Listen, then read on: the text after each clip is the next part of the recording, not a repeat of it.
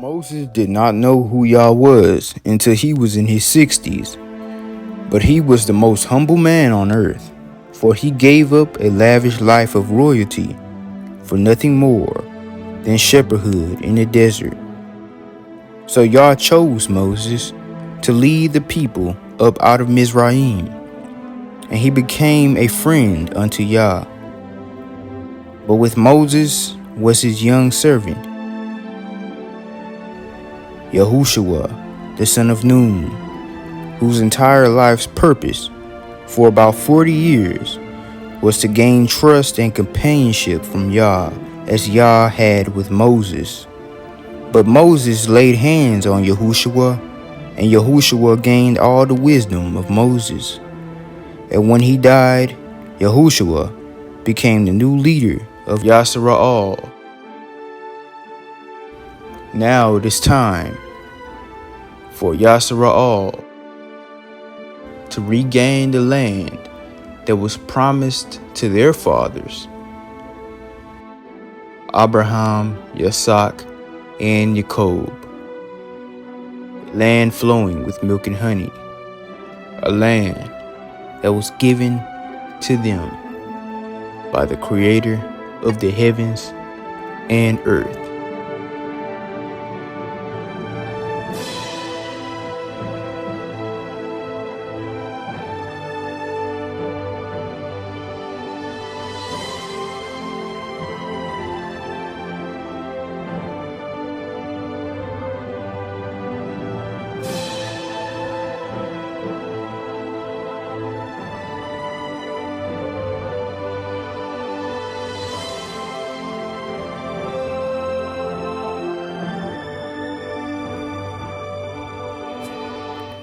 In Migration Series 5, I showed you an accurate depiction of our ancestors' Exodus route. However, I made a mistake on one part of the route. I presented that Israel walked on the western border of Moab, when according to Judges 11 and 18, we can pass the eastern border of Moab. This detail is important because it changes 4 locations that I presented. I stated that Mount Abarim was the Salt Creek mountain range, but going east of Moab would really have brought them to the Unitah Mountains, the most prominent mountain range in all of Utah.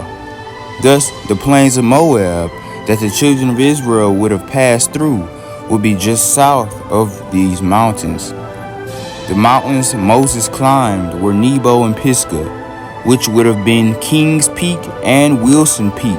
From the tops of those mountains, Moses saw the promised land. This makes sense because those mountains are 13,000 feet high. Now, these mountains were also stated to be directly across from Jericho.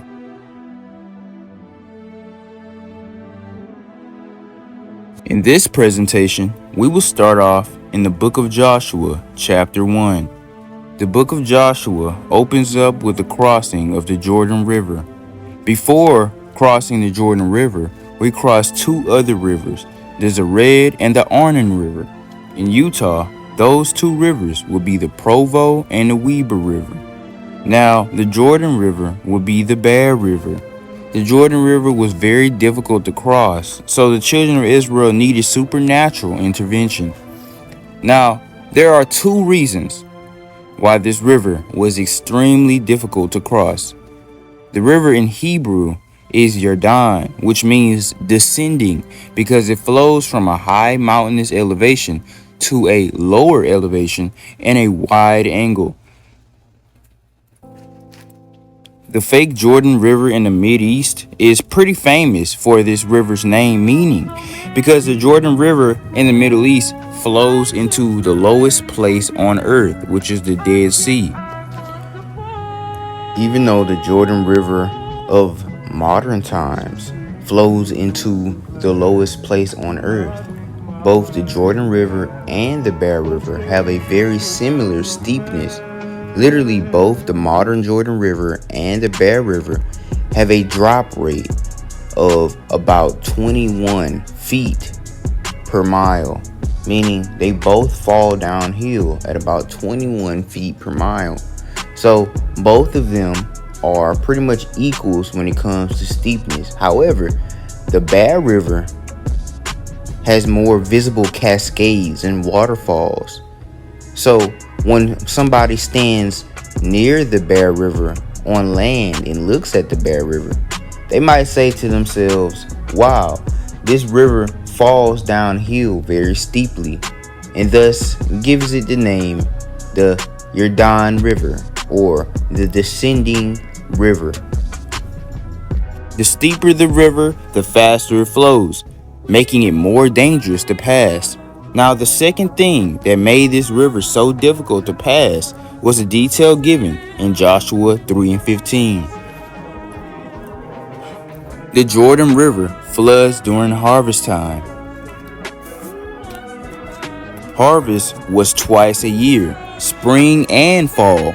But we know that they are specifically talking about spring harvest because they celebrated Passover when they crossed.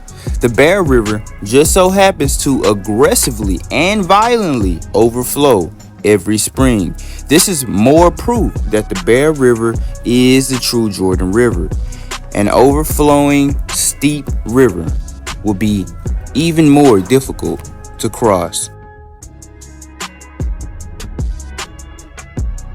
Yah wanted to show his power to the new generation of Israelites. Therefore, he stopped the river from flowing so that they could cross. Scripture states that the Jordan River stood up in a heap near a city called Adam. Yah probably sent a cold wind that froze the water so the river could stop flowing and the Israelites could cross. According to the route, which we have already seen, going from the plain south of the Unitah Mountains and crossing the Provo and Weber River, we would have crossed the Jordan at its south bay, which is the widest point. While crossing the river, 12 men took 12 stones from the river to represent the 12 tribal territories that would soon be set up. This was a memorial for the children of Israel to remember Yah will always make a way for them no matter the situation. Before crossing the river, Joshua reminded the elders of Reuben, Gad, and half of Manasseh that they were already in their land and they did not have to cross the river. Only their men of war had to cross the river. This is our first clue to our tribal territories. 2.5 tribes were east of the Jordan River, and 9.5 tribes were west of it. In this video, you will see the first ever accurate 12 tribes map that will be 100% proven. The Salt Sea in scripture is also called the Sea of the Plain. This is pretty funny because the Middle Eastern Salt Sea, aka Dead Sea, is completely mountainous and there are no plains in sight. However, the Great Salt Lake in Utah sits upon the third flattest plain on earth, the Bonneville Salt Flats, aka the Plains of Moray. And to the east, south, and north of the Salt Sea, there's a 153-mile long and 16-mile wide plain. This was the Plain of Jordan. When the children of Israel crossed the Jordan, they circumcised the young generation of males in Gilgal, which is the eastern border of Jericho. The specific part of Gilgal where they were circumcised was in a hill called the Hill of the Foreskins, which was just a large hill on the outskirts of Jericho. This is where Gilgal got its name. Gilgal means wheel because the reproach of Egypt was rolled off of them. This scripture shows that the city of Jericho had a hill on its eastern border. In modern Israel, this hill of the foreskins just simply does not exist. There is no hill east of Jericho in the Middle East.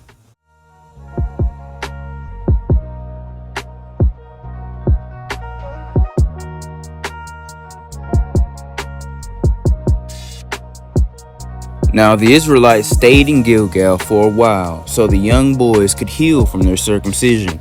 But several days later, they went from off the hill to the plain of Jericho to celebrate Passover. This fits perfectly with northern Utah. Directly west of the Bear River, or the true Jordan River, there is a hill where they would have encamped.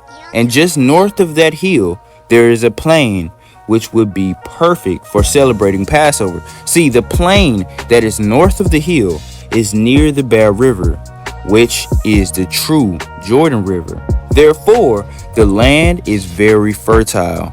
A fertile land is better for the celebration of Passover because Passover is a feast day where lots of herbs were eaten.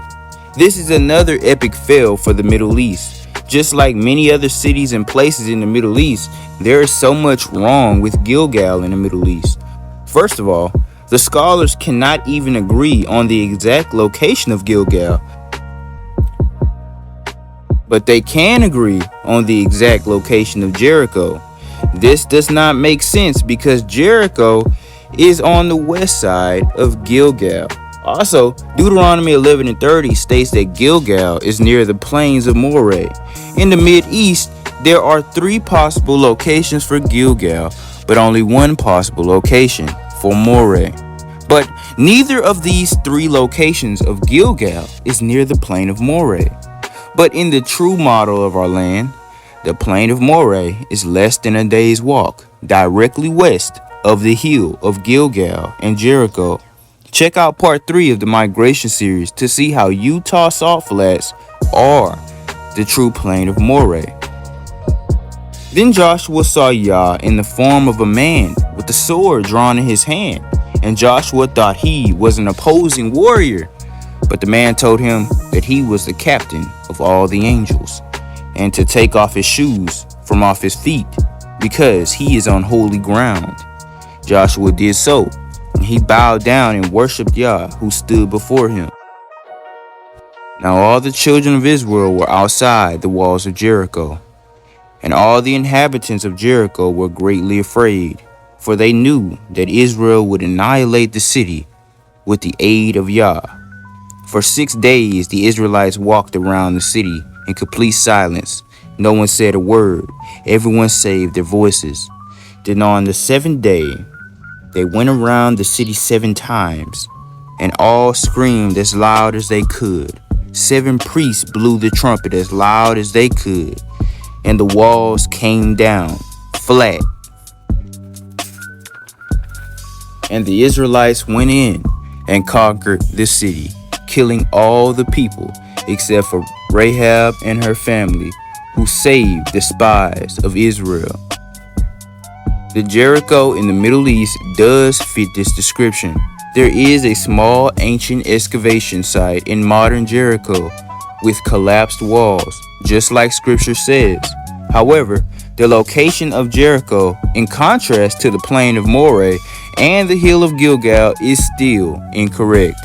In Utah, however, we also see some wall-like structures just northwest of the hill that they were previously at.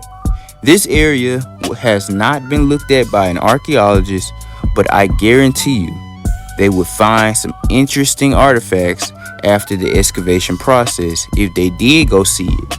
Utah has many dust storms every year, so dust storms plus annual rain will lead to mud floods in the area that will build up greatly since we left our land.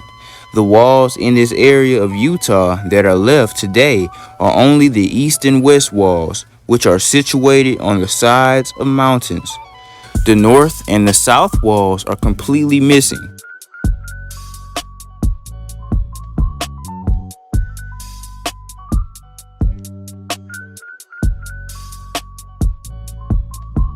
Joshua sent men from there to Ai, which was a city on the east side of Bethel. In Migration Series 4, I explained the precise location of Bethel. It sits just north of the Raft River Mountains. This mountain range was later called Mount Ephraim. Many Israelites were killed in this battle. Yah had turned his back on Israel that day, for someone took an accursed thing from Jericho. So the warriors drew near to Ai and camped in the northern gate of the city. According to Joshua 8 and 11, there was a valley between them and the city. That detail would put them precisely right here. And the city of Ai would just be across the valley right here. This description fits perfectly with the scriptures. While in the Middle East, the city of Bethel and Ai do not fit this biblical description. The area where Bethel and Ai are in the modern Israel is hill country. There are no real mountains nor true valleys. It only adds up in North America.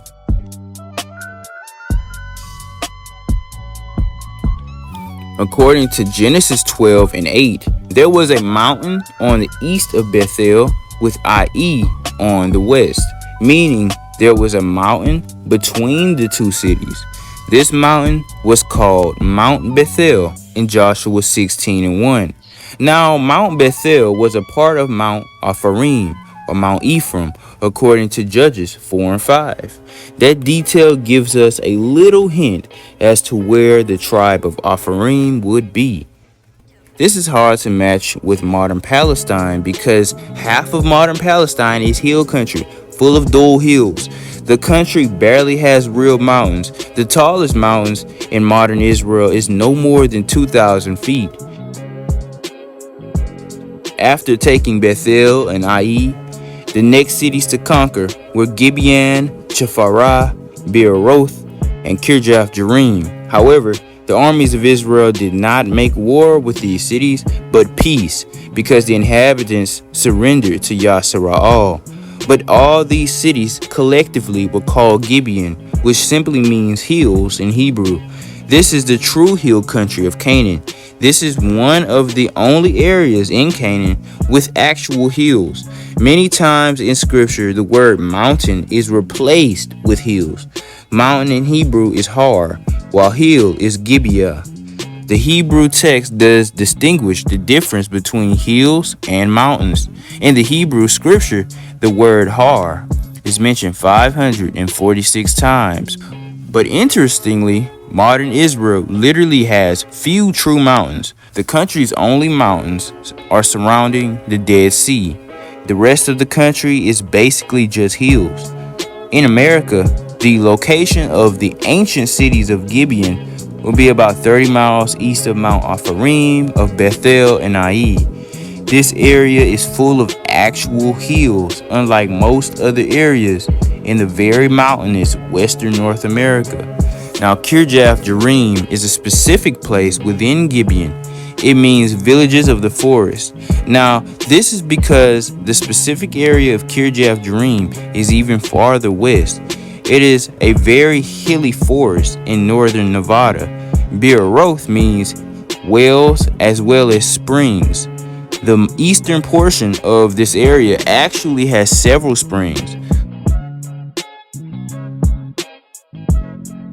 But it came to pass, when the Jebusites of Jerusalem and the Amorites of the mountains heard that the children of Yashara'al defeated Ai, but made peace with the great cities of Gibeon, they wanted to make war with Yashara'al and Gibeon.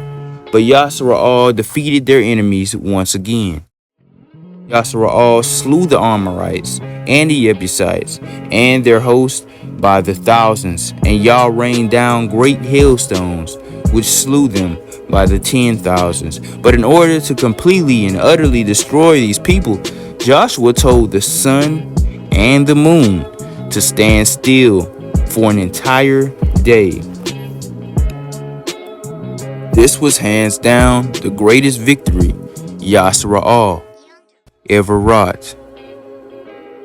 Joshua 10 and 40 states that Joshua smote all the cities of the hills, but it should have actually said the mountains, because in Hebrew it said he smote all the cities of the Har. If he were to smite all the cities of the hills, that would have meant that he went into Gibeon to smite their cities. But we know that it just said that Yashara'al made peace with Gibeon, aka the cities of the hills. Now, Hazar was the head of all the other Canaanite kingdoms. The king of Hazar sent messengers to the king of Madon, and to the king of Shimron, and to the king of Akshaph, and many other kings of Canaan, to fight against Yasra'al by the waters of Merom. Merom means high or lifted up. And since the Yasra'ali army were still camped at Gilgal, for they returned to Gilgal to their wives and children after these battles, these waters of Merom had to be somewhere near Gilgal. In the Middle East, there is no body of water near Gilgal other than Jordan.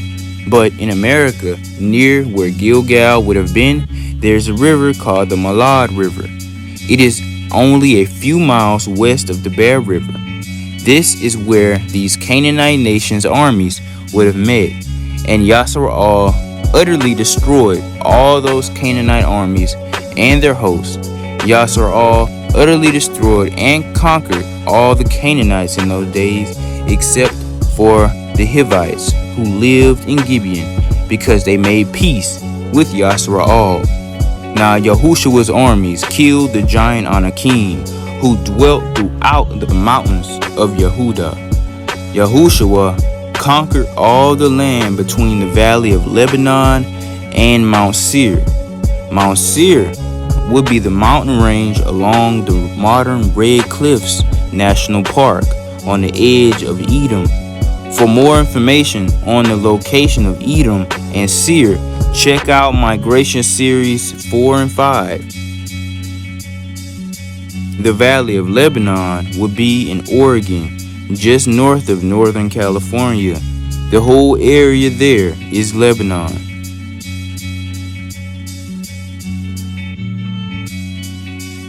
For more information on the true location of Lebanon, check out Migration Series 2. In the Valley of Oregon, there is even a city called Lebanon today. Yasra'al also destroyed the Anakim out of the land. The Anakim were a race of giants that dwelt all throughout ancient Canaan in the days of old. It is a well-known fact that North America was home to more giants than anywhere else on earth. For more information on this, check out my videos, Giant Cover-Up, Giants of North America. Now, Yahushua 11 and 22 states that the Anakim were completely destroyed from the land. But some still remain in Gath, Gaza, and Ashdod, which are all Philistine cities on the coast. These cities in the American model would be in California. Today, about 28 miles off the coast of a city ironically named Anaheim near Los Angeles, California, there is an island called Catalina where many skeletons of giants were found. In modern Palestine, there have been no unearthed, I repeat, no unearthed giant skeletons at all. So then the question arises, if giants can be found all throughout the Hebrew Bible, why haven't they discovered any giant skeletons in the so-called biblical territory? And why are most giant skeletons found in North America? Is North America the true biblical territory? Well, the answer is obvious. Yes. Yes, it is. Now, let's look at the tribal territory of Reuben. Now, Yahushua and all the hosts of Yasra'al conquered all the land of Canaan. Since the land is now conquered, it is now time for it to be divided. At this point, Yahushua was very old, and there was still a lot of land to be possessed. Only 2.5 tribes got their inheritance so far, Reuben, Gad, and half the tribe of Manasseh. Yahushua 13 and 15 begins to list all the cities of Reuben. And Moses gave unto the tribe of the children of Reuben inheritance according to their families. And their coast was from Aroer, that is on the bank of the river Arnon, and the city that is in the midst of the river, and all the plain by Medeba, Heshbon and all her cities that are in the plain, Dibon, and Bamoth Baal, and Beth Baal Meon, and Jahaziah, and Kedemoth. The river Arnon is the second of the 3 rivers that we crossed to get into our land. This will make the modern Weber River the true River Arnon. There was an Ammonite city called Aurora, which is said to be built in the midst of the Arnon River. Now, a city cannot literally be built in a river because the current will destroy it. But a city could be built very close to it, on its bank, and the floods of the river could go into the city. So the city could act like an agrarian society and live off of the flood waters for the crops. Luckily, the mouth of the Weber River in Utah is actually surrounded by shallow wetland. It is very possible that an ancient civilization could have built villages in this wetland environment and used this land for agricultural advancements. These villages would have flourished because of its unlimited water supply and food. Now, the Arnon River in the Middle Eastern model is maybe one of the stupidest, illogical things the migration series has ever exposed. They claim that the Arnon River is the modern Wadi Mujib, which is actually a canyon that is comparable to the Grand Canyon. It would literally be impossible for 2 million Israelites to cross this river on foot. There is no tangible evidence of this at all, but what makes this even more straight up dumb is the fact that scripture denotes 3 rivers we crossed right before entering the promised land: the Zarad, the Arnon, and the Jordan.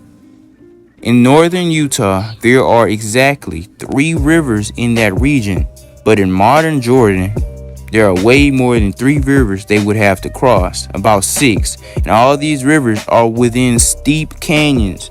Now, Medeba, Dibon, and Heshbon are all cities of a particular plain.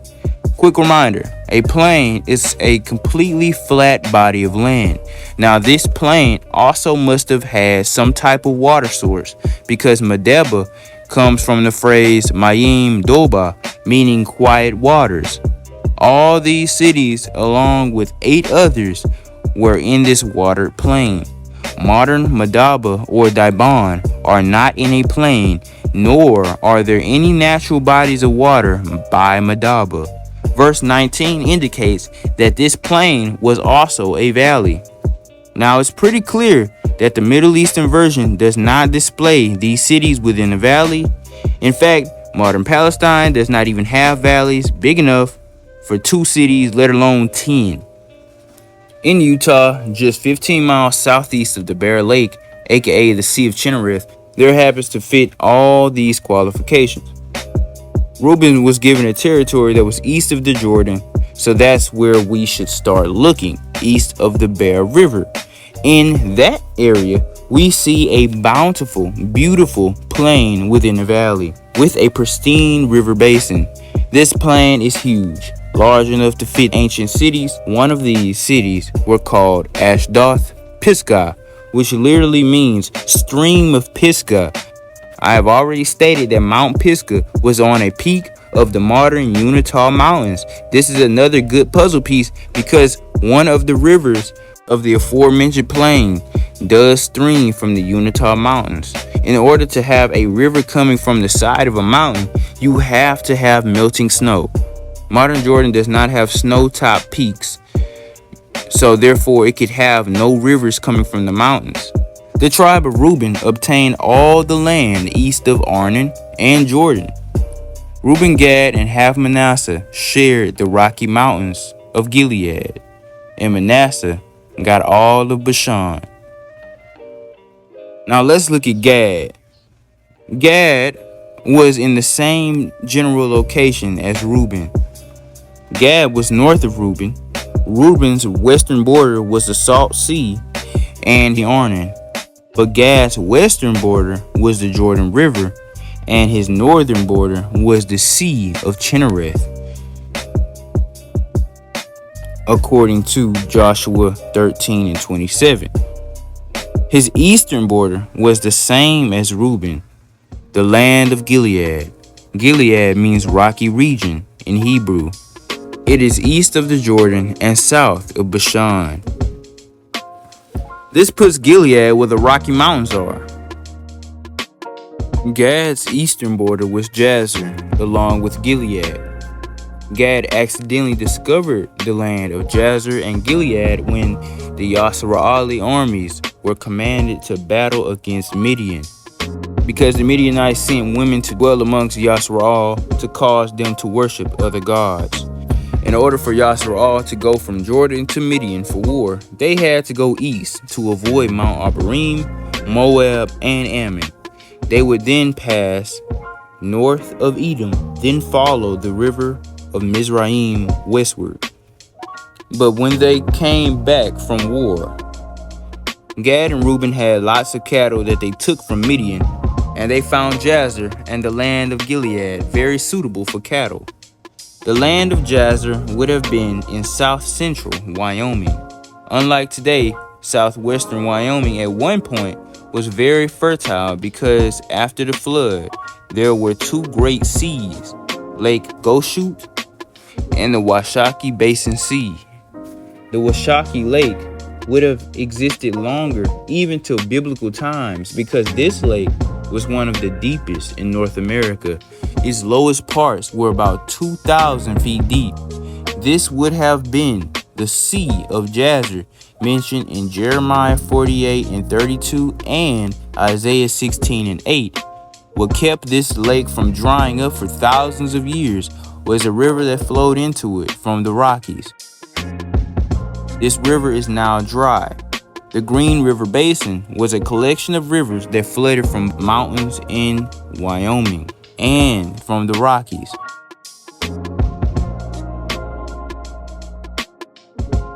This would have formed a solid delta in this area, which would have eventually just been very fertile land because of the sediment carried down the various rivers from two different forests. The area would be perfect for cattle because it would be very green and very watered at the time. There is no possible Sea of Jazer or potentially fertile area in the Middle Eastern region.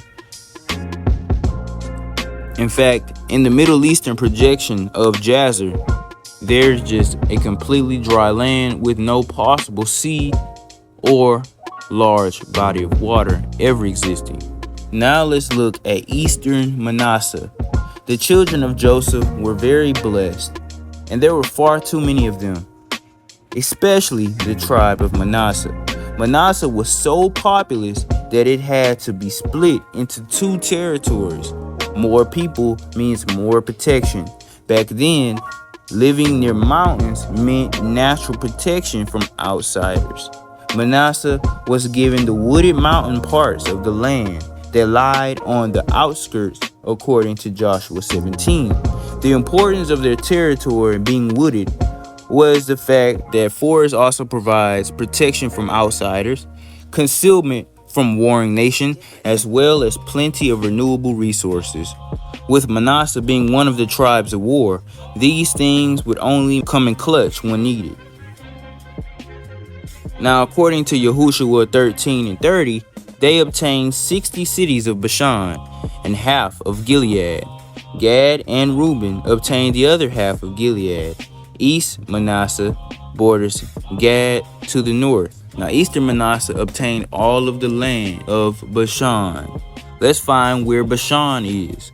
Bashan was the northeast border of Yasser-al. Scholars say the ancient land of Bashan is Golan Heights of modern-day Syria. Psalm 68 and 15 states that Bashan has a huge, tall mountain, or in Hebrew, Har. When looking at this scripture in the King James, we will see that it actually says the hill of God is as the hill of Bashan, a high hill. However, in the Hebrew, this word hill should not be there because it says Har. This means that it should say the mountain of Bashan is as the mountain of God. Also, the word high should not be there. The word high in this verse, its Hebrew is Gabnan. Gabnan means peaks. So it should say the mountain of Bashan is a mountain of peaks. Now, why would it say the mountain of Bashan is a mountain of peaks? Well, when you picture a mountain, picture it with many peaks, a whole lot of peaks. You're talking about a mountain whose crown looks like a zigzag with many ups and downs, many hills with on the top of the mountain. Okay, so with that being said, we look in the Middle East and we look in the area known today as Golan Heights. This is the area where they tell us the true and original Bashan is. Golan Heights is a very flat area. There are a few hills, but there are absolutely no mountains. However, just a few miles north of Golan Heights, there is a mountain, and this is what they tell us is Mount Hermon. This would be the mountain of Bashan if the Middle East was our land. Now, look at this. Mount Hermon of the Middle East is not a mountain of peaks. Mount Hermon has actually a smooth top to it. It's a rounded top. It's pretty high. That's short compared to anything in America, but for the Middle East, that's pretty high. But it's not a mountain of peaks. It does not have a zigzag top. It is not a very hilly mountain range. It just has basically like a slope and a rounded top to it. It's a narrow ridge at the top, but it has absolutely no multiple peaks to it. If you climb Mount Hermon, you're gonna be on Mount Hermon. But if you look in America and you look at the Wind River mountain range, this is one mountain. However, it's simply called a mountain range because it's full of peaks. Now, you cannot climb the Wind River mountains and say, yay, I'm at the top of the Wind River mountain. This mountain has so many peaks that it looks like it's multiple mountains. So if you climb one peak, you would have to call it by the peak. And the highest peak of the Wind River mountain is Garnett Peak, which is 13,000 feet high and one of the highest mountains in North America in general. So when you look at the Wind River mountains, it's full of peaks. It's full of zigzag tops. It's full of zigzag tops. It's not smooth at all. It's very rugged. This indeed is a mountain of peaks and fits the biblical description of the mountain of Bashan more than the Middle Eastern Mount Hermon. Garnett Peak is a part of the Wind River Mountains, which is indeed the true eastern Mount Hermon and the true mountain of Bashan.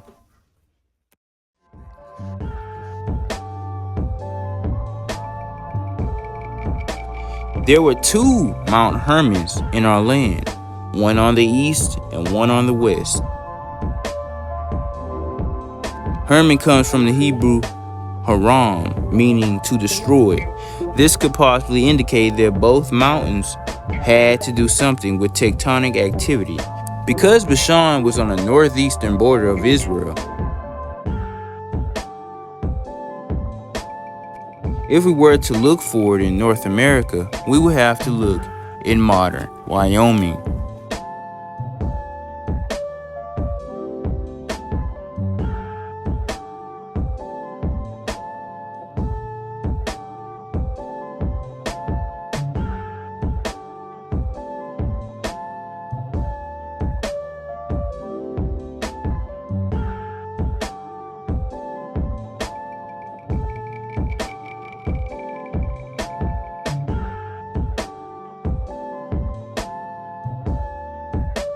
Mount Hermon in the American model would have been the Wind River mountain range in western Wyoming. At 13,800 feet, it is the third highest mountain in all Yasra'al. Less than a 3-day walk north of this mountain, you will run into the world's largest supervolcano, Yellowstone Caldera. This entire area near this mountain is also a hotspot for earthquakes. This would be a good reason why this mountain could at one point be called Haram or destruction. Bashan was also known for its oak trees. Now, modern Wyoming does not have many oaks today because oaks need plenty of moisture to grow. Half of Wyoming is now desert. Yah did say our land will become desertous after we sinned. This doesn't make sense for modern Israel. because modern Israel and Lebanon are the greenest countries in the Middle East. Due to the aforementioned fact that Wyoming used to be very wet and warm, it is a very strong possibility that Wyoming used to be covered in oak trees. Now hear me out. The most moist part of Wyoming that gets the most rainfall is the northeastern part of Wyoming. And the northeastern part of Wyoming just so happens to be the only part of Wyoming that has a lot of oak trees. Now hear me out even more. East of Wyoming, the other states that are east of Wyoming in the Great Plains, they have a lot of oak trees because they have a lot of rainfall. However, when you get into Wyoming, you got to the edge of the Holy Land, the edge of the land that is semi-arid and semi-dry, a land that is plagued with dryness. So not a lot of varieties of trees can grow there anymore. In northeastern Wyoming, there's a species of oak called the bur oak. The bur oak is one of the strongest and tallest species of oak ever to live. And around this great concentration of bur oaks in northeastern Wyoming, there's this giant tree stump that we know today as Devil's Tower. Scientists and mainstream media will tell us that this is actually a inactive volcano, which we know clearly is not true. This is not a volcano.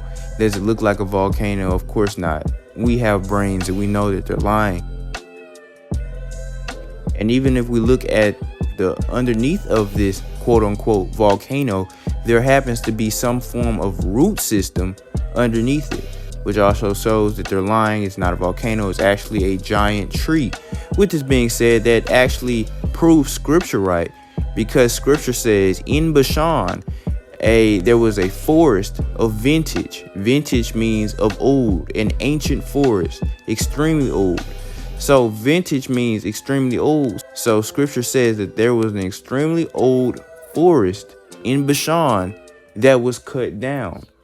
Could Devil's Tower be some of the remnants of this forest of vintage in Bashan that was cut down? I believe so. It's a very well possibility, actually. There could definitely be more tree stumps like this in other parts of Wyoming that are just less obvious.